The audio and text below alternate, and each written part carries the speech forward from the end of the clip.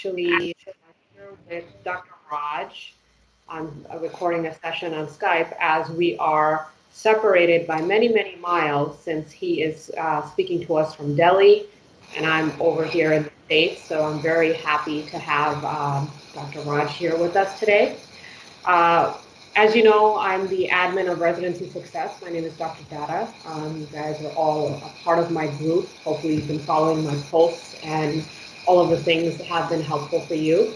The reason I am featuring Dr. Raj on my page today is that, first of all, I have to congratulate him properly for matching into radiation oncology, and he's going to be starting in July as a resident, so welcome.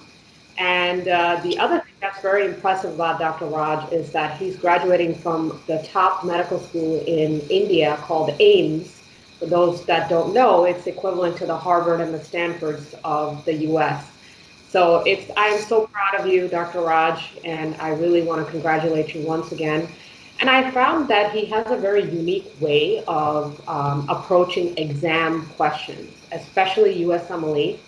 At this point, he would be a pro because he will share with you his ballpark step scores as well as his approach. He has written some books to guide students in his own university. And now he's joined forces with me to help you guys out that are spinning their wheels and studying and memorizing for hours and hours, but not being smart about your question choices, perhaps. Okay, Dr. Raj, welcome. Tell us a little bit about yourself besides what I've shared and your approach. Hi, thanks a lot for a wonderful introduction, and thanks for all the praise about my institute. So, well, yeah, I'm a IMG, a non-US IMG from All India Institute of Medical Sciences, New Delhi. It is one of the best institutes in the country and in a lot of other countries as well. Just to give you a figure how it's really difficult to get into the university. There are only 50 seats for some 100,000 candidates to give the exam. And at the same time, it is a challenging multiple choice question exam. So I have been working on my MCQ skills for a long time, and this is what I have always thought that when you go into an exam, you need your knowledge framework, but at the same time, you need some tricks up your sleeves when you run out of your knowledge to answer a question. And it's a wonderful opportunity for me to share everything with you guys and help you on your path to residency success. Great. Thank you so much. Yes, I'm excited. And, you know, just because of the sheer population of India and how many people aspire to be good students and physicians, the competition is extra fierce there. So I just wanted to give everybody an idea about, you know, how good you really have to be to get into a school like that. So thanks for sharing that with us. Can you tell us a little bit about your step scores? Do you feel like it was all just you memorizing and knowing all your stuff, or was it some of these tactics that we're going to be sharing with some of the people today? Well, to be honest, when I started with my preparations, I feel I didn't do really well in my step one. I got a 240 odd score, but I really challenged myself to work harder and be intelligent about how I went about my preparations. I realized that it's not just about knowing too much, knowing a lot. You have to be intelligent on how you work out the questions, how you read the questions. Step questions these days are becoming longer and longer. I can imagine people having to deal with the stress of reading everything and still not being reaching up to an answer. And I really kind of worked out how we can decrease our reading time and work out in an answer, not spending too much time each question. So I think I realized the right strategy. And with this, I was able to go beyond a score of 250 in all the steps. I was able to finish all my steps in one go. But let me tell you, a decent score matters a lot, but it is not the end of the world. You require good clinical and research experience, good publications, contacts in US, strong personal statement, and strong letters of recommendation to get into a stream of your choice. I always wanted to be an oncologist, and radiation oncology is, as you guys must be knowing, it's one of the very difficult branches to get into in a residency match. And not just my step scores, a strong CV really helped. And with God's grace and a lot of strategical planning over the last couple of years, I was able to match into radiation oncology at Ohio State University this year. It was my first try at the residency match, and I think you need to look at the bigger picture and start with good step scores to on a path to get residency spot of your choice. Right. I mean, all great things. And, you know, I think some of the students that are coming to me, they're realizing that they need to come earlier for some type of guidance, because some people just didn't get good advice when they were studying. People were like, just take it. Just take it. Just get it over with. You need to be like just done before the next application cycle. While that may be true, people would jump into it without really being ready and without having someone who really knows how to guide them in their studying. And then they have multiple attempts. And I'm not saying that the multiple attempts people don't match, but then we have to be highly creative about boosting up the other parts of their application once I work with them. But that is my job. You know, obviously there's no guarantees in life, but the more prepared you are, the more that you understand what you're dealing with. It's like going into battle, right? This is the way I look at it. It's like everything about this process is about going into battle. And are you going to go into battle without preparing? Will you just show up at your enemy's door and knock on the door and let them annihilate you? No, you know? Yeah, that's pretty much right. And I would, to this fact, I would like to add that you have always got to keep the biggest goal in sight, and that's a residency match, not just a huge score. Currently, step one has been the most important score to create cutoff for big places, Harvard, John Hopkins. Everybody uses step one scores as cutoffs, but soon we are moving to a pass fail model, and a strong CV will start to matter much more than step scores, but you still got to do well in your steps. Right. So, yeah, yeah. So I wanted to introduce everyone to you, Dr. Raj, because you are on my team now. You are taking on students to help them with exactly this. Hey, not just memorization. Of course, you can help them, teach them the material, but you're also helping them with exactly how to break down a question, look at the distractors, and there's actually very fancy ways that people write questions. And you wrote questions for Kaplan. Is that right? Yeah. Well, I have always felt that the best person to guide you through an exam is the one who has gone through it himself, and he knows how to deal with the challenges, the stress, the ups and downs, all the stages of burnout, and I'm here to help you through the entire process. Your ultimate goal while doing this exam is to get a question right. You have to start to think like a question writer. And even if you don't know the concept or the fact, there are many clues in the question stem and the options which can help you reach the best possible answer. Well, I've started to think like a street magician, you know. These guys, they are doing tricks. They just look at your watch and you're wearing a red colored shirt, and they can make predictions about your life.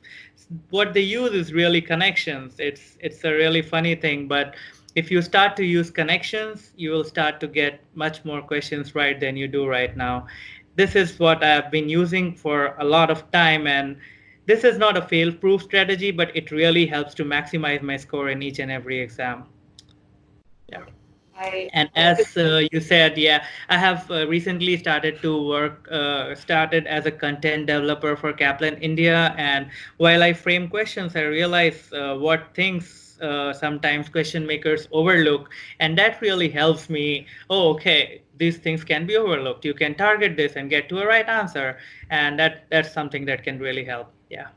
Yeah, so what I'm trying to say, guys, is that you are getting it from the source, the person who is actually developing the questions. And the fact is, I learned a lot from you because we had recently a meeting where you're showing me about basically what's clanging called, what is grouping called, what are these patterns that, you know what, I would kind of recognize them, but I didn't know there was an actual whole science behind this that the question writers are employing. So do you mind giving us some examples now on how you approach the questions and what we should look for and what you will be possibly teaching the students that come to you in the future?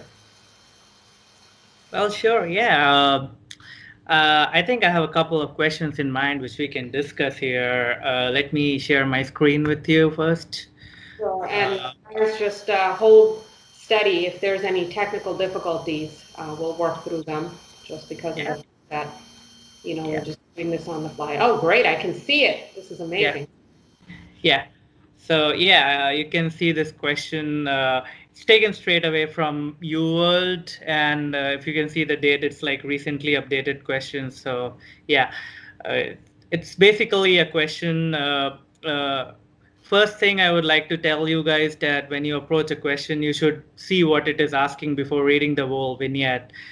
This question is asking which of the following changes in the acid-base physiology is most likely to be seen, and it says a few options relating to arterial pH, H plus secretion, and bicarbonate absorption. And then after that, if you take a look at the vignette, you can quickly see what's happening. A 24-year-old gentleman, he lives at a high elevation. He lives at an elevation of sea level and goes hiking in the mountains, ascends to altitude of 4,000. He develops diffuse headaches, mild fatigue, dizziness with changes in position. With this, you can clearly guess that he's experiencing some kind of altitude sickness, and it's basically what's happening is he's not getting enough oxygen to breathe, which is due to which he's hyperventilating, and due to CO2 washout, there is respiratory alkalosis. So there is a knowledge way of getting to an answer, because in respiratory alkalosis, the pH would be high, and the body would try to preserve H plus, to decreasing the H plus secretion and also decreasing the reabsorption of bicarbonate. But suppose you don't have time to do all this. Suppose you don't have any time to read the question. This is the 40th question on the set, and you have 20 seconds to do this question. What would you do then? You would mark anything, but I would give you some intelligent solution what you can do here. If you just look at the options, just close away the question and look at the options here.